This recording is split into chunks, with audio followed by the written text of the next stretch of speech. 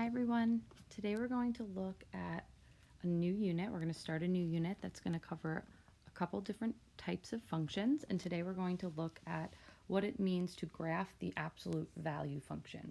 So before you even start this video, make sure you have your calculator out. You need your calculator out for this entire lesson.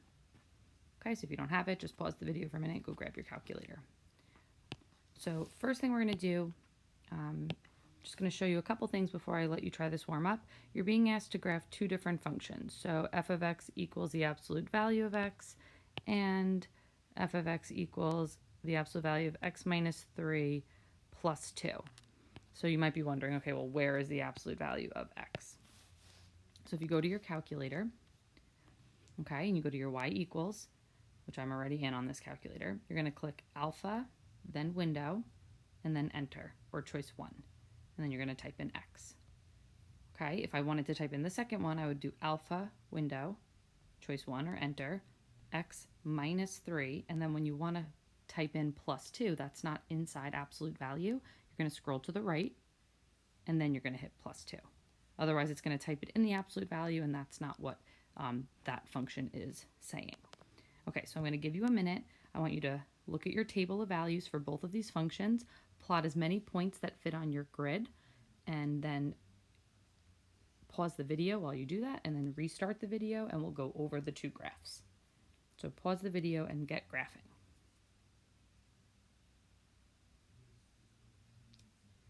Okay, so for my first function, I'm just going to list out some values. I'm not going to make a full table.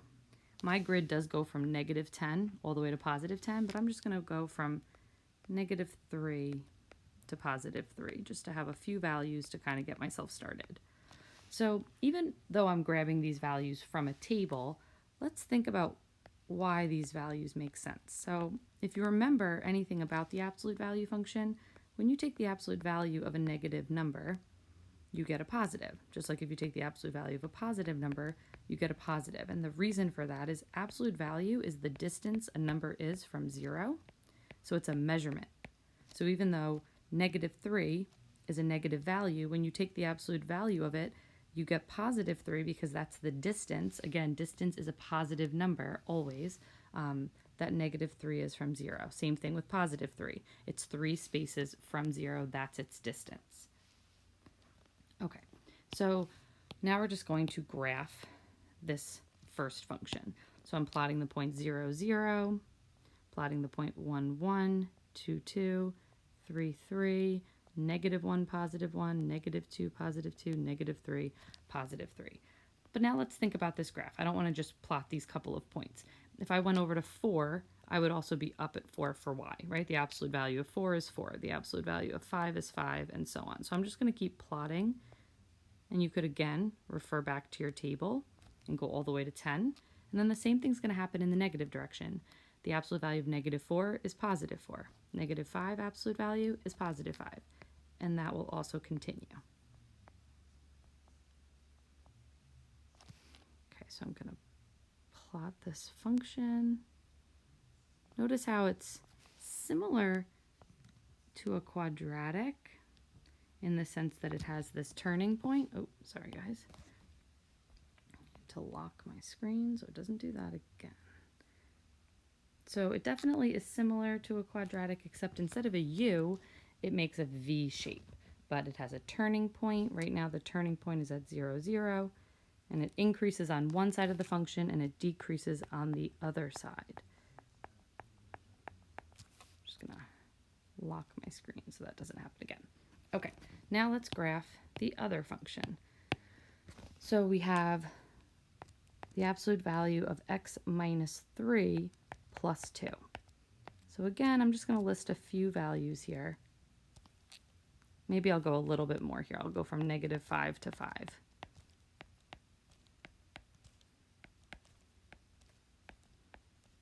And then, of course, I didn't leave myself enough room, so let's bring that down a little bit. Okay. So if you're looking at your table, -5 should give you 10, 9, then 8, 7, 6, 5, 4, 3, 2, and then it goes back up 3, 4. So I'm going to start at 0, 5. 5. Okay, I'm going to plot to the right first. So then it was 1, 4, 2, 3, 3, 2, and then it did start going up. 4, 3, 5, 4. Okay, so we have some negative values on here. Negative 1, 6, negative 2, 7, negative 3, 8, negative 4, 9, negative 5, 10. And then if I go to my table of values again in my calculator, if I want to plot beyond the positive 5x value, I'm going to have 6, 5, 7, 6, 8, 7, and continue on until you get to the edge of that grid. Okay. So notice the shapes of these graphs are similar. Their turning points are in different places, but overall they have a very similar shape. They both are shaped like a V. They both are decreasing from left to right of the turning point, and they're increasing from the turning point off to the right. So the right side of these graphs are increasing. Explain now how this graph of f of x absolute value of x minus 3 plus 2 changed from the original graph, f of x equals the absolute value of x. So what we're going to do right now is we're going to focus in on these turning points. And let's think about what happened here.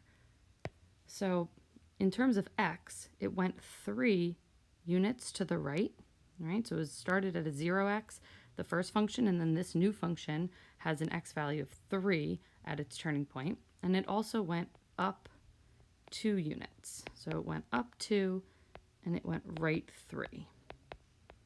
Now let's look at this function for a second. I'm just going to write it a little bit bigger. I've mentioned quadratics a couple of times just because this graph looks similar to that. But if you think about what we learned when we were studying quadratics, we just talked about transformations. So let's say, just for instance, I'm just going to write this off to the side. I had this function, right? We know that's the parent function of a quadratic. It would look something like this. And then let's say I had this. We knew, after studying this function for several chapters, that this inside number with x was the opposite as it appeared. This actually meant we were going to go to the right 3, and this number on the outside affected y, and it meant up 2. Well, the transformation rules for absolute value for really all functions work the same. So this inside value that's subtracting 3 from x, everything inside is opposite, so this really means this function went, and let's write this out as our answer. Explain how the graph changed. Well, it went to the right 3, and it went up 2 units. Okay, so now what we're going to do is we're just going to kind of take that understanding of transformations and how this function is really going to transform the same way as a quadratic did. We're going to see if we can answer some questions about it. Now, you have your calculator with you, and we are going to use it again to graph, but let's take a look at number 1 without the calculator. Excuse me. Okay, so it says, what is the minimum value of this function? So again, minimum value is another word for turning point. But if it just wants the minimum, not the point, turning point has an x and a y. It's only the y value that tells you height. So this would be the minimum.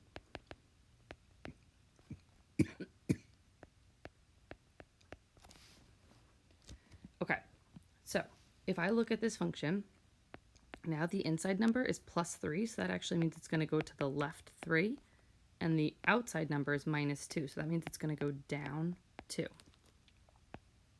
So if we think about this function, if I go left 3 and down 2, this is my turning point, and we'll just sketch an absolute value. We know it looks like a V. So yes, this is the point -3, -2, but they only want the minimum, so the height. So the lowest value that this function hits is the y value of -2. Now, you didn't have to sketch this out. You could have typed this into your calculator, looked at the graph, even looked at the table for the graph, and also answered it that way. Now, for number 2, we're going to describe the effect that each transformation below has on the function f of x equals the absolute value of x. So if you also want to write in your notes here, this is the parent function. And remember, we use that phrase when it's the most basic version of a function. Parent function means nothing has happened to that function. It has not been shifted right, left, up, or down. It has not been reflected. It didn't get wider or more narrow. So we're looking at the parent function, and we want to know if a is a positive number and it's being subtracted from x inside the parentheses, what does that mean?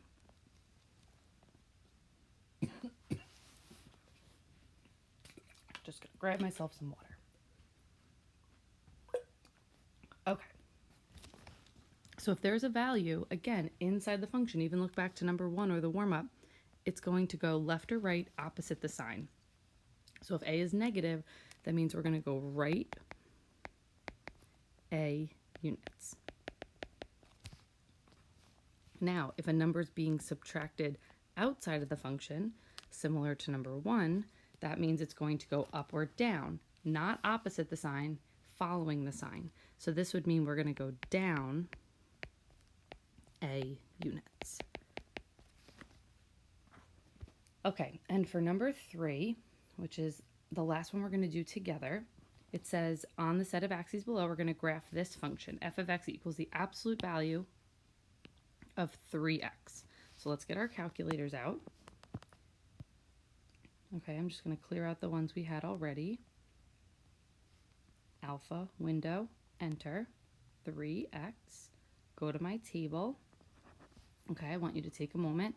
I think it's always helpful to write a few of these values down. So I'm going to write a little table for myself here.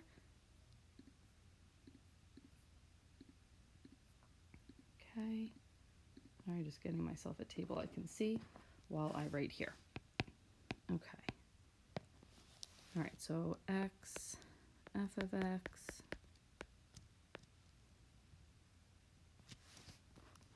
and I'm going to go from, let's just go from -3 to 3.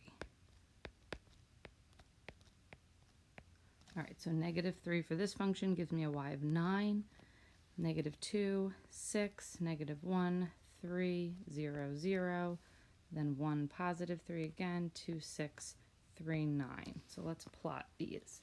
So -3, comma 9, 1, 2. Right here, -2, 6.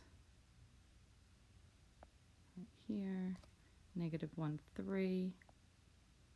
We're at the origin, 0, 0, and then 1, 3, 2, 6, and 3, 9. So everyone should have a function that looks like this graphed on their grid. Okay, so here's my function. And then we have a couple follow-ups. So they're saying if g of x is a function that takes f of x and subtracts 2, how is the graph of f of x being translated to form g of x? So for these follow-ups, we do not have to graph them. We're just going to describe the transformation. So again, this -2 is outside of the function. So when we're outside, we don't affect x, we affect y, and this would go down 2 units. Okay, and then for h of x, they want to take the function f, and it's inside with x, and inside means opposite. So it's a -4, which you would think left, but it's going to mean go right 4 units. Okay, so now what I want you to do is take a look at the practice questions. There are about 5, I think there's 5 questions. You're going to need to keep your calculators out.